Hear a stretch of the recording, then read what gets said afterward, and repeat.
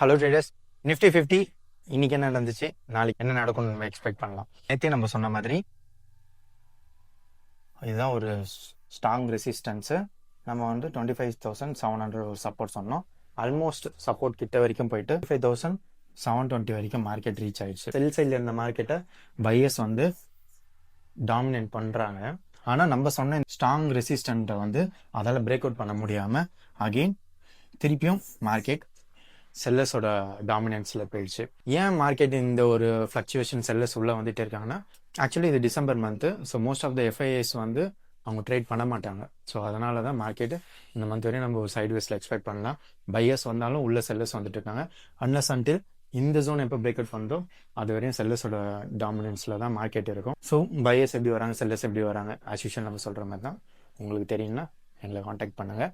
And also எல்லாமே நம்ம decide பண்ணுறது ப்ரீ மார்க்கெட் வச்சு தான். நாளைக்கு கீழே ஓப்பன் ஆகலாம், இல்லை இதை தாண்டியும் ஓப்பன் ஆகலாம். ஸோ அதுக்கேற்ற மாதிரி ட்ரேட் செட்டப்பை நம்ம வந்து நாளைக்கு தான் டிசைட் பண்ண முடியும். எந்த மாதிரி மோர் அப்டேட்ஸ் உங்களுக்கு வேணால் எங்கள் டெலிகிராம் சேனல் ஃபாலோ பண்ணிங்க, லிங்க் பையில் இருக்குது.